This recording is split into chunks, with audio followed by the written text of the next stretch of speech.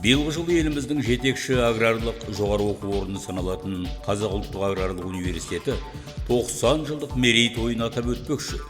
Бүгінгі таңда оқу орнымыз әлемдік деңгейдегі ұлттық зерттеу университеті ретінде дамып келеді. Университетте озық ғылыми зерттеу инфрақұрылымы жолға қойылған. Халықаралық агенттіктері аккредитациясын өткен агротехнологиялық хаб, су хабы, 7 ғылыми зерттеу институты, 8 инновациялық орталық, 31 ғылыми зертхана тиімді қызмет атқаруда.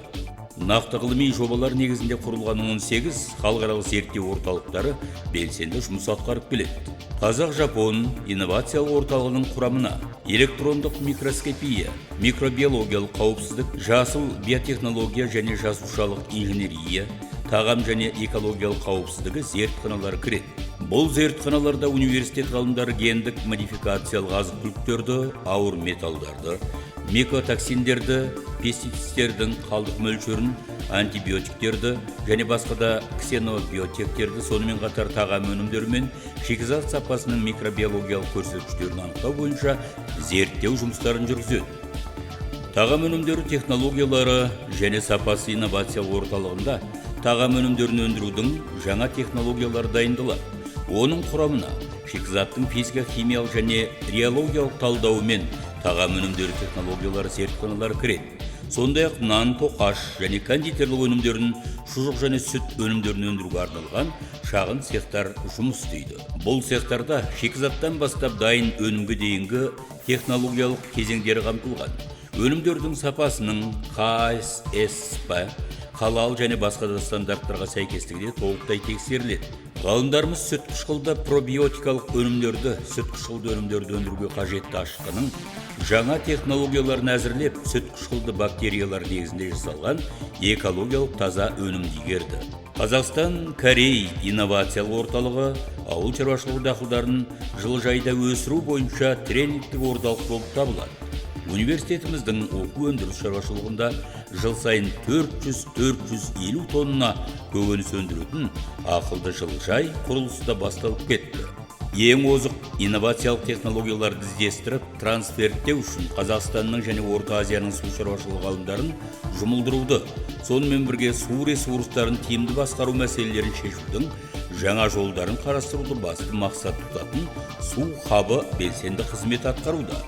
Аталмыш хабтың құрамына заманауи құрылғылармен жабдықталған 14 зертхана кіреді. Олар су сапасын бағалау зертханасы, гидравликалық үрдістерді модельдеу зертханасы, су ресурстарын кешенді пайдалану зертханасы, аэробты үрдістерді зерттеу зертханасы, сумен қамтамасыз ету үшін қолданылатын су арқылы күш беретін қондырғылар зертханасы, жаңартылатын энергия көздерін пайдалану, мелиорация, жерді қорғау және топырақ құнарлығын қалпына келтіру зертханасы, гидротехникалық құрылыстарды, гидравликалық зерттеу және басқа да зертханалар.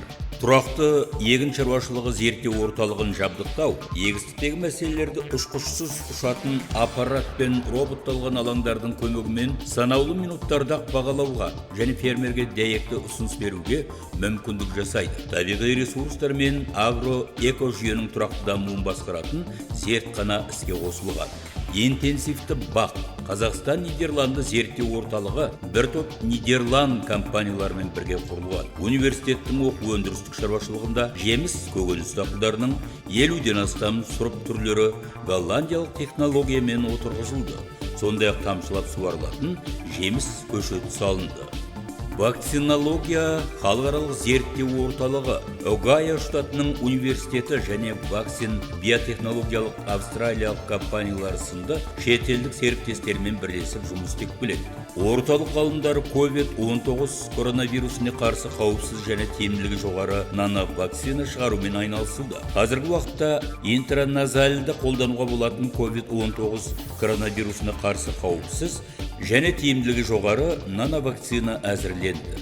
Конвейер заводынан жаңа шыққан ауыл шаруашылығының озық технологияларын меңгерген агроинженерлік кадрлар даярлау және қайта даярлау сапасын арттыру мақсатында Қазақстан-Беларусь агроинженерлік инновациялық орталық құрылған. Бұл орталық үстіміздегі жылдың өзінде ғана 75 ауыл шаруашылығы техникаларымен керекті қондырғылармен жабдықталды. Оқу өндірісі базасында агротехнологиялық парк құрылған. Мұнда ғалымдар ауыл шаруашылығы дақылдары мен мал өсіру бойынша тәжірибе жүргізеді, және де өсімдіктердің жаңа сорттарын шығарып, мал басын асылдандырумен айналысады. Көрсетілім алаңдарында ауыл кәсіпкерлері үшін егіс күндері өтіп тұрады. Бау-бақша және көкөніс ғылыми зерттеу орталығында қызанақ, картоп, бұрыш және салаттың жаңа сорттары шығарылды.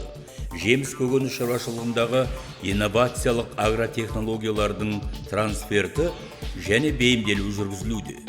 Соңғы үлгімен жабдықталған ситуациялық орталықта студенттерді, магистранттар мен докторанттарды қашықтан оқыту, халықаралық конференциялар, жазғы мектеп, жас ғалымдардың форумы, ТМД-дағы жетекші аграрлық жоғары оқу орындарының ректорлар кеңесі, Қазақстанның ауыл кәсіпкерлеріне арналған онлайн консалтингтің кеңес беру жүйелі түрде өткізіліп тұрады. Осылайша университетіміз аграрлық өнеркәсіптік кешенінде ең таңдаулы білім мен озық тәжірибені таратушы орталыққа айналды. Университет 9 халықаралық және ұлттық рейтингтерде өзіне лайықты орынға ие.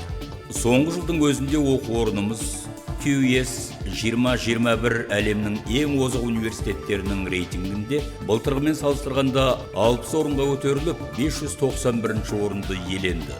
Бұл жетістіктердің Қазақ ұлттық аграрлық университетінің ұжымының ертеңгі күнге сеніммен қарап, 90 жылдық мерейтойын абыроймен қарсы алып, әлемнің жетекші университеттерімен әріптестікті нығайтуына зор мүмкіндік берері сөзсіз.